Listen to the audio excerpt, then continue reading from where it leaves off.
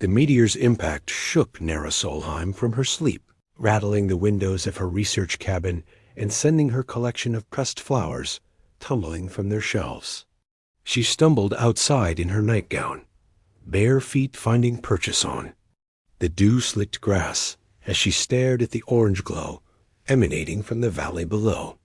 "What in the name of the goddess ...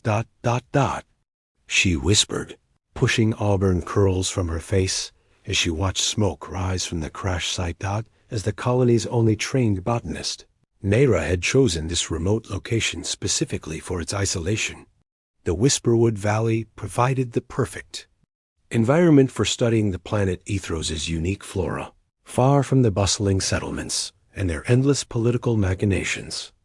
She'd grown tired of court life, of noble families treating her research as mere decoration for their gardens, rather than the serious scientific work it represented. But now, something had literally fallen from the stars into her sanctuary. Dawn was still hours away when Nera made her way down the winding path, her portable scanner clutched in one hand and a medical kit slung over her shoulder. The crater wasn't large, perhaps 10 meters across, but the heat radiating from it made the air shimmer like a desert mirage. At its center lay something that made her breath catch. It wasn't a meteor at all. The object was organic, roughly the size of a transport pod, with a surface that seemed to shift between deep purple and silver in the flickering light of small fires burning around the crater's rim.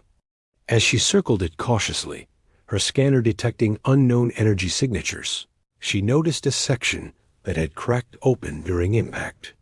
"Sweet, merciful stars," she breathed, peering inside. Nestled within what appeared to be some sort of protective cocoon lay a creature unlike anything in her xenobiology texts. No larger than her forearm, it had sleek midnight blue fur that seemed to absorb light rather than reflect it. Its limbs were delicate, but perfectly proportioned, ending in tiny claws that gleamed like polished obsidian. Most striking were its eyes. When they briefly fluttered open, they revealed irises of such deep violet. They seemed to hold the depth of space itself. The creature was dying. Nera didn't hesitate.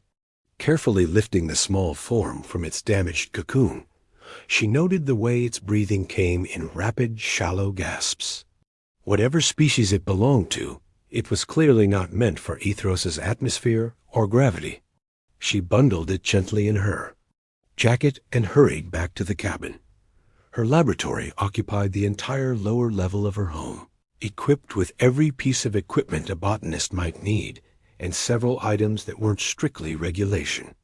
The atmospheric chamber she'd built for studying off-world plant specimens could potentially save the creature's life.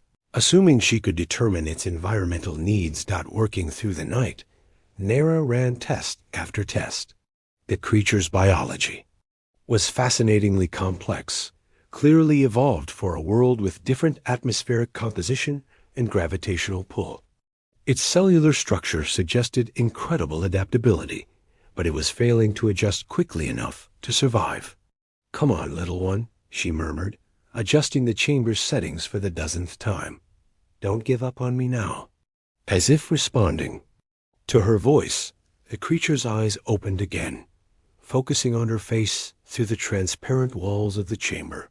For a moment that stretched far longer than logic suggested, they simply looked at each other. Then, impossibly, she felt something brush against her mind, not thoughts exactly, but emotions. Fear, pain, and underneath it all, a desperate longing for comfort. "I'm here," she whispered, pressing her palm against the chamber wall. "You're safe now." The mental touch grew stronger, and suddenly Nera could sense the creature's needs with startling clarity. She adjusted the atmospheric mixture, modified the temperature and humidity, even introduced trace elements that her equipment could barely detect. With each change, she felt the creature's distress lessen. 3 days later, her patient had not only stabilized, but begun to grow. "That's impossible," she muttered, reviewing her measurements for the 5th time. The creature she'd started thinking of it as if, after the ancient word for breath of life, had nearly doubled in size. More concerning was the rate of neural development her scans revealed. This was no simple animal. Zeph's brain activity patterns suggested intelligence that rivaled sentient species. Zeph had also begun vocalizing, producing soft chirps and trills that seemed almost musical. When Nera entered the lab each morning, the sounds would shift to what she could only describe as welcoming, and she felt that strange mental warmth she'd experienced during their first contact. "What are you?" she asked during one of their sessions, watching Zeph play with a puzzle toy she'd provided. The creature had solved it in minutes, a feat that should have challenged even young humans. Zeph looked up at her, those impossible violet eyes, holding what looked like mischief, and chirped a sequence that almost sounded like Ni-Ra, her name, or close enough to make her heart skip. That evening, as she prepared Zeph's dinner, a carefully balanced mixture of proteins and nutrients she'd synthesized based on the creature's biology, her communication console chimed. The message was from the Colonial Authority, marked urgent. "Dr. Solheim," came the recorded voice of Administrator Grant. "We've received reports of unusual energy signatures from your sector. A survey team will arrive tomorrow to investigate. Please prepare a full report of any anomalous findings in your research area." Nera's blood ran cold. She looked at Zeph, who had grown quiet and was watching her with those eerily perceptive eyes. "They can't find you," she whispered, and felt Zeph's agreement through their strange connection. "I won't let them."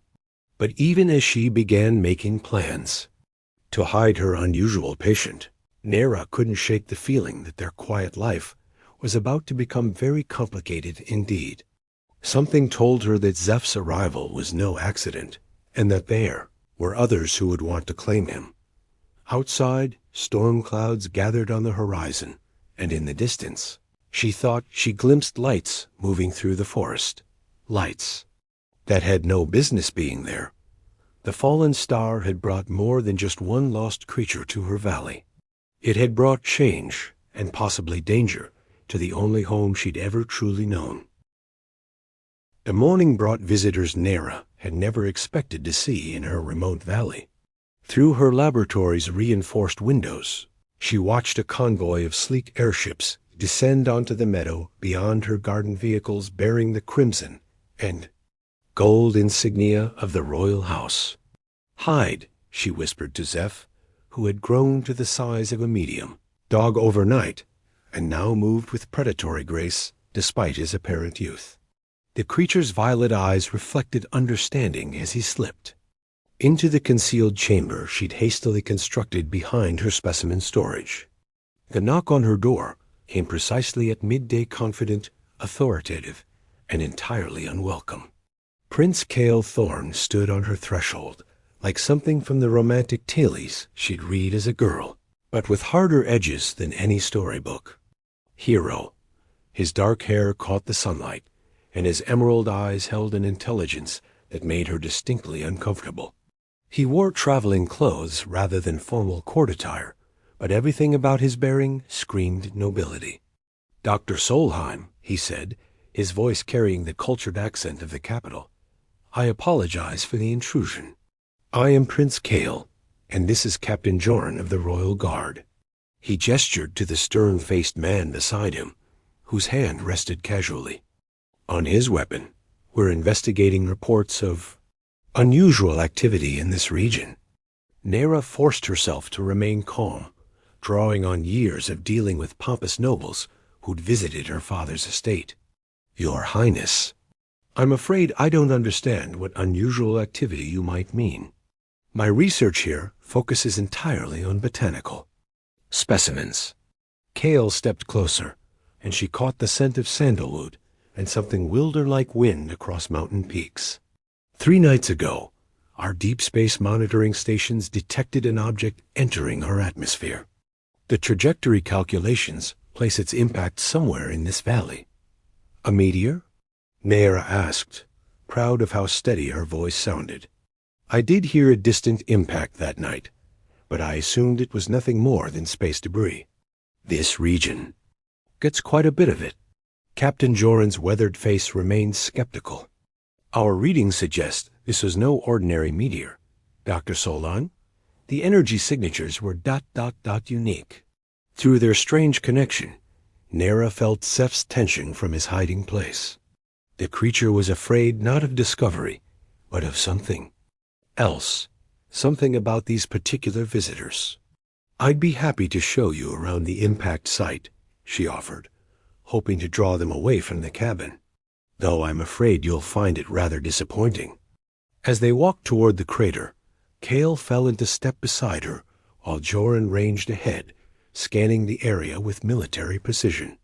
The prince moved with fluid grace, and Nera found herself stealing glances at his profile when she thought, he wasn't looking. You chose an isolated location for your work, Kale observed, his tone conversational. Most researchers prefer the resources available in the capital. I find solitude conducive to serious study, Nera replied. Court life can be ... distracting. Something in her tone made him glance at her sharply. You speak as one with experience. Heat rose in her cheeks. My father is Baron Solheim of the Northern Reaches. I spent enough time at court to know it wasn't for me. Ah. Understanding flickered in his eyes. The botanist who rejected 3 marriage proposals to pursue research in xenobiology. Court gossip spoke of little else last season. The fact that he knew of her made her stomach flutter in ways that had nothing to do with nervousness about Zeph. I hope I didn't disappoint them too terribly by choosing scholarship over social climbing. On the contrary, Kale said quietly, I found it rather admirable. They reached the crater, where Nera had spent hours the previous night, carefully removing any trace of Zeph's cocoon. To all appearances, it looked exactly like a meteor impact should.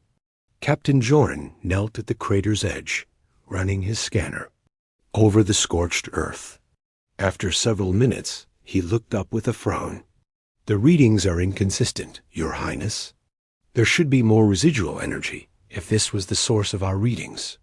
Kale studied the site with those penetrating green eyes, and Nera felt her pulse quicken. He was too observant, too intelligent. If anyone would see through her deception, it would be him. Tell me, Dr. Solheim, he said suddenly, in your botanical studies, have you ever encountered specimens that grow at unusual rates? Or plants that seem to respond to their environment in ways that suggest higher intelligence? The question was so close to describing Zeph that Nera's breath caught. Some species do show remarkable adaptive capabilities, she managed. Ethros has several varieties of flora that respond to external stimuli in ways that might seem almost sentient. Almost sentient, Kale repeated thoughtfully. But not actually so? Before she could answer, Joran's scanner emitted a sharp beep. Energy signature detected, he announced. Bearing northwest, approximately 2 kilometers. Nera's blood ran cold. That was the direction of her cabin. Shall we investigate? Kale asked, but his tone suggested it wasn't really a question. The walk back seemed to take forever, with Nera's mind racing through possibilities. Had Zeph left the hiding chamber? Was their connection somehow detectable by the royal guards? Equipment? And why did she feel increasingly certain that these weren't random visitors, but hunters with a very specific quarry? As they approached her laboratory, Joran's scanner began beeping more rapidly. The signature is strongest here, he reported, circling the building. Kale watched Nera's face carefully as Joran worked. Dr. Solheim, I should mention that what we're tracking isn't exactly ... natural. The energy pattern matches something rather specific in our royal archives. Which is? She asked, though she suspected she wouldn't like the answer. A guardian, he said simply. A very young one, recently hatched or awakened. The word hit her like a physical blow. Guardian. She'd heard the term in stories, tailies, of creatures bonded to the royal bloodline, protectors of the realm with powers beyond imagining. But those were legends, weren't they? I see from your expression that you know what I'm referring to, Kale continued. Guardians have been thought extinct for nearly a century. The last confirmed sighting was during my grandfather's reign. Through their connection, Nera felt Zeph's distress spike. The creature was terrified, not of the prince himself, but of what his presence represented. Images flashed through their bond memories that weren't hers of golden chains, gilded cages, and beings of power reduced to living ornaments. Guardians were enslaved, she said suddenly, the words spilling out before she could stop them. That's why they disappeared. Kale's expression shifted, surprise replacing calculation. That's not the version taught in our histories. No, she said, her voice growing stronger as Zeph's memories continued to flow through their connection. It wouldn't be. But guardians aren't pets or symbols of status. They're intelligent beings who chose to bond with those they deemed worthy. When that choice was taken away, they vanished rather than submit. And you know this how, exactly? Captain Jorn demanded, his hand moving to his weapon. Before Nera could answer, the air around them seemed to shimmer. Zeph emerged from the shadows at the forest's edge, no longer the small creature she'd rescued, but something magnificent and terrible. He stood nearly as tall as a horse now, his midnight blue fur rippling with power, those violet eyes blazing with ancient intelligence. Both Jorn and Kale stepped back, the captain drawing his weapon while the prince raised a hand to stop him. Extraordinary, Kale breathed, his voice filled with wonder rather than fear. A true guardian. I never thought I'd see one in my lifetime. Zeph approached slowly, his gaze fixed on Kale with what Nera recognized as evaluation. Through there. Bond, she felt the creature's assessment. This prince was different from his ancestors. But was he trustworthy? He's not a prize to be claimed, Nera said firmly, moving to stand beside Zeph. Her hand found the creature's neck, and she felt his approval of her words. He's a being with his own will, his own choices. Kale's eyes moved between Nera and Zeph, understanding dawning on his face. The bond, he said quietly. It's not with someone of royal blood, it's with you. Yes, she admitted, raising her chin defiantly. And I won't let you cage him the way your family caged the others. For a long moment, silence stretched between them. Then, to her amazement, Kale smiled, not the practiced expression of a courtier, but something genuine and warm. Dr. Nera. Solheim, he said formally, I believe we need to have a very long conversation about the true history of guardians, and what your bond with this magnificent creature means for the future of our realm. Behind his formal words, she caught something else in his tone: admiration, intrigue, and perhaps the beginning of something deeper. Something that made her heart race despite every rational thought telling her that a prince could never truly be an ally. But as Zeph pressed against her side, she felt the creature's assessment change. Perhaps his presence seemed to suggest this particular prince might be worth the risk. The ancient archives beneath the royal palace were a place few had ever seen, their existence known only to the most trusted members of the court. Elder Mirren, keeper of the old ways, led them through corridors lined with crystalline formations that pulsed with soft, bioluminescent light. Her silver hair, braided with threads of precious metals, caught the glow as she moved with surprising grace for someone who claimed to have lived through 4 royal reigns. The truth about guardians, she said, her voice echoing in the vast chamber, has been buried beneath centuries of propaganda and fear. Nera walked beside Kale, acutely aware of his presence and the way his fingers had brushed hers when he'd helped her from the transport. Zeph padded silently behind them, now, grown to the size of a small horse, his midnight blue fur seeming to absorb the crystal light. The creature's constant growth had become both fascinating and concerning, each day brought new changes, new manifestations of power that neither she nor Kale fully understood. Fear of what? Kale asked, though something in his tone suggested. He already suspected the answer. Mirren stopped before a wall covered in intricate carvings, her weathered fingers tracing symbols that seemed to shimmer at her touch. Fear of losing control. Your ancestors discovered that guardians possessed the ability to judge worthiness, to choose their bonded partners based not on bloodline or political power, but on the content of their hearts and souls. The wall began to glow, revealing scenes of incredible beauty. Humans and guardians working together, not as masters and servants, but as true partners. Cities that seemed to grow organically from the landscape, technologies that worked in harmony with nature rather than conquering it. This was our world before the binding wars, Mirren continued. Guardians chose their companions from all walks of life, farmers, artists, scholars, healers. The bonds were based on compatibility of spirit, mutual respect, and love. Nera felt Zeph's confirmation through their connection, along with something else longing. The creature mourned for a world he'd never known, but somehow remembered. What changed? She asked, though part of her already knew. Kale answered, his voice heavy with understanding. Politics, power, my great-great-grandfather couldn't tolerate. A system where worth wasn't determined by birth. He gestured toward another section of the wall, where the carved scenes shifted to darker images, guardians in chains, their partners imprisoned or killed.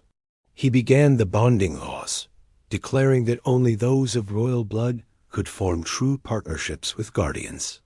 But guardians can't be forced, Nera protested. Zeph chose me, and I'm certainly not royal. Myron's ancient eyes fixed on her, with startling intensity. Aren't you, child? The question hung in the air like a physical presence. Kale turned to stare at Nera, his green eyes searching her face as if seeing her for the first time. What do you mean? Nera asked, her heart beginning to race. The northern reaches, Mirren said slowly, were once ruled by the Solheim dynasty. Before the Great Consolidation, before your family became mere barons serving the crown, they were kings in their own right, and they were the first to bond with guardians. The revelation struck Nera like lightning. Suddenly, fragments of family stories she dismissed as fanciful tales took on new meaning. Her grandmother's insistence that their bloodline was special, her father's collection of ancient artifacts that seemed to hum with their own energy, her own inexplicable ability to connect with plant and animal life in ways that defied scientific explanation. You're saying I'm descended from guardian-bonded royalty? She whispered. More than that, Niren replied, moving to another section of the wall.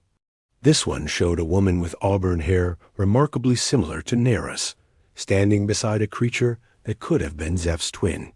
You're descended from Queen Lirelei I, the most powerful guardian-bonded ruler in recorded history.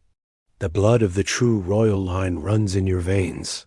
Kale stepped closer to Nera, close enough that she could feel the warmth radiating from his body. That would explain the strength of your bond with Zeph. It's not just compatibility. It's awakening dormant abilities that have been sleeping in your bloodline for generations. Through their connection, Nera felt Zeph's excitement and approval. The creature had known, somehow, had recognized what she herself had never understood.